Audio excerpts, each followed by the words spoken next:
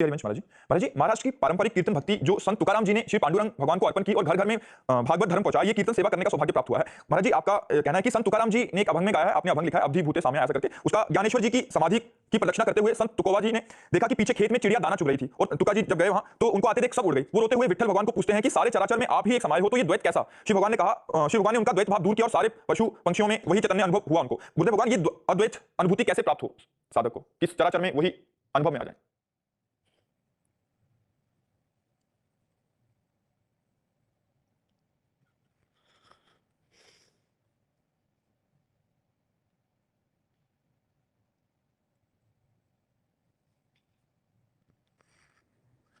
जी, आप कह रहे हैं कि साधक को अद्वैत अनुभूति कैसे हुई कि अपना ही प्रीतम सब जगह दिखे, ऐसा जैसे तुकाराम जी को प्रभु ने अनुभव कराया कि चराचर में पशु पंक्षियों में सब वही हैं। जब साधक निरंतर भगवान का भजन करता है, देखो तुकाराम जी के जीवन में एक प्रधान बात पाई गई है कि कभी एक सेकंड के लिए भी भगवान से विमुख नहीं होते थे। हर समय वो संकीर्तन परायण रहते थे। भगवान विट्ठल का नाम उनकी जिह्वा पर नृत्य करता था और इतने बड़े वो नाम जपक थे कि जहाँ वो चरण रख देते थे वो भूमि से भी निकलने लगता था विट्ठल विट्ठल विट्ठल। जिस दिशा में होते उस दिशा का भी सूचनात्मक संकेत मिलता विट्ठल विट्ठल, इधर तुकाराम जी हैं क्योंकि इस दिशा से विट्ठल विट्ठल विट्ठल गूंज आ रहे हैं। इतना भगवान में उनका प्रेम था, इतनी तन्मयता थी भगवान में कि वो जड़ चैतन्य शब्द में भगवान को प्रत्यक्ष रूप में देखना चाहते थे। अंतर्यामी रूप से भगवान है, लेकिन प्रेमी को संतोष नहीं होता। प्रेमी को अंतर्यामी भगवान से प्रेम नहीं होता, उसको प्रगट भगवान से प्रेम होता है। उसे प्रगट भगवान चाहिए। प्रेमी का दिल जो होता है वो केवल भगवान ही जानते हैं, दूसरा नहीं जानता।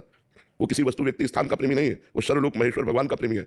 इसलिए उसका चित्त बर्दाश्त नहीं करता कि अब हम पूरा जीवन आपको दिए हैं, आपके लिए हमारा जीवन है, एक एक श्वास आपको अर्पित करते हैं, फिर भी आप पर्दा लगाए।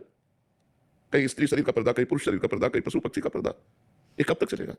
उसको बर्दाश्त नहीं होता। जब आप हैं तो आप हैं, आप हमें अनुभव कराइए। क्यों नहीं अनुभव कराते? क्योंकि आप हैं, आप ही चराचर जगत में हैं, तो ये पर्दा कैसा? ये तो भगवान से वो लड़ता है, भगवान से विनय पूर्वक प्रणय कोपने लगता है। ये क्या है? जब आप ही चराचर जगत रूप में, तो हमारे सामने पर्दा क्यों? क्योंकि मैं आपसे ही प्यार करता हूँ। तो आप ही पर्दा करके रहेंगे तो हमारा जीवन क्या होगा?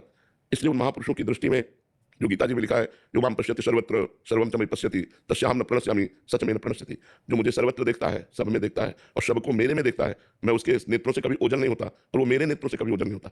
भगवान कह रहे हैं कि मैं उसके सामने सदैव रहता हूँ और वो मेरे सामने सदैव रहता है। यो माम पश्यति सर्वत्र सर्वम च मयि पश्यति तस्याहं न प्रणश्यामि सच में न प्रणश्यति, वो मेरे नेत्रों से दूर नहीं रहता, मैं उसके नेत्रों से दूर नहीं रहता, क्योंकि प्रेम में दूरी बर्दाश्त नहीं होती। अपने प्यारे को देखे बिना, सुने बिना, छुए बिना, अपने प्यारे से बात किए बिना वो प्रेम कैसा जो जी ले, जब जिया ना जाए, जिए तो जिए कैसे? जब हृदय में स्थिति आ जाती है कि जिए तो जिए कैसे, आप पर्दा लगाए बैठे हुए हो माया का, विविध गुणों का, पंचभौतिक शरीरों का, अब मुझसे सहा नहीं जाता। तब भगवान कृपा करके सर्वत्र रूप में जो विराजमान है, जैसे गोस्वामी तुलसीदास जी को दर्शन हुआ, सिया राम में सब जग जानी, सबको देख रहे हैं। ये सब कोई नहीं है, केवल सिया राम ही सिया राम है। पर ये स्थिति जब रात दिन भजन होता है, ये भजन से आती है। जिनका भजन करते हैं फिर व्याकुलता पैदा होती है। आज का दिन भी गया, मिले नहीं। आज की रात भी गई, मिले नहीं। फिर आज प्रभात हुआ, मिले नहीं। वो प्रतिपल तड़पने लगता है। उसी तड़पन में अनंत जन्मों के पाप नष्ट हो जाते हैं, अनंत जन्मों के अशुभ संस्कार नष्ट हो जाते हैं। तब भगवान की कृपा दृष्टि से उसके हृदय में दृष्टि जागृत होती है।